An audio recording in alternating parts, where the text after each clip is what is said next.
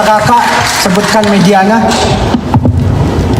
Izin, saya Alivia dari 20 Detik mau tanya Bapak Anies, kan tadi dibebaskan oleh Partai Nasdem untuk memilih wakil. Nah, kira-kira Bapak bakal lirik siapa sih buat jadi wakilnya? Kemudian pertanyaan kedua, kemungkinan Pak Anies diduetkan oleh Mas Kaisang ini gimana potensinya? Karena tadi Nasdem bilang mau dukung Mas Kaisang itu di Pilgub Jateng.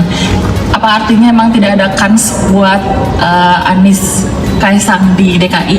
Terima kasih. Yang kedua, Ya, saya Radit dari Liputan 6 kepada Pak Taslim. Kemarin sempat disinggung di PKS kan deadline. Kenapa ini akhirnya menjadi lebih cepat? Karena tadi disinggung ada 3 nama selain Pak Anies.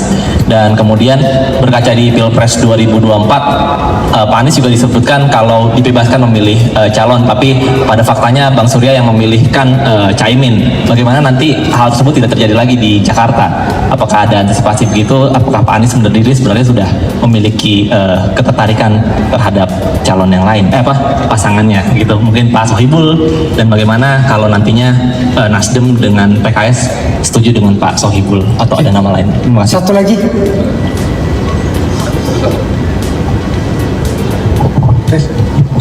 Tes, saya Willy Bang dari Harian Kompas. Tadi Pak Taslim juga sebut 22 deadline-nya pasangannya, lalu ada juga menyebut syaratnya bukan dari Nasdem. Kira-kira kenapa itu? Apa pertimbangannya kenapa nggak dari Nasdem? Lalu ada juga kalau Pak Anies cepat menyelesaikan PR-nya, mungkin bisa lebih cepat. PR-nya itu tadi juga Pak Taslim bilang 3 hari. Kira-kira apa yang dimaksud PR-nya? Itu saja mungkin. Oke, silakan kakak Anies. Terima kasih Kakak Willy. Jadi kita akan terus membuka komunikasi dengan partai-partai yang pembicaraannya sudah berjalan. Jadi ini percakapan ya Kakak Willy, Pak Sekjen, Pak Sugeng, Pak Victor, semua yang sedang melakukan komunikasi dengan partai-partai lain itu terus berjalan. Sehingga nantinya kita akan berembuk bersama untuk bisa menyepakati agar pasangan yang nanti diusung adalah pasangan yang memperkuat koalisi. Karena kita ingin pasangannya menjadi pasangan yang didukung oleh semuanya. Karena itulah pembicaraan tentang ini kita lakukan dulu dengan semua partai-partai, baru kemudian nanti kita bisa sampaikan. Begitu kira-kira. Jadi untuk wakilnya kita tentu mengambil titik tengah benang merah untuk kemudian bisa duduk bersama. Kalau tadi dibilang oleh Liputan 6 akhirnya Pak Surya, nah itulah bukti anak soleh, selalu ikut kata orang tua kan gitu. Nah jadi nanti kan bagaimanapun ada rembuk yang sifatnya sesama partai, lalu kemudian nanti juga ada restu dari orang tua. Jadi itu anak soleh itu begitu kan. Ridho Tuhan itu tergantung ridho orang tua katanya. Itu mungkin jadi kakak-kakak semua berkaitan dengan PR.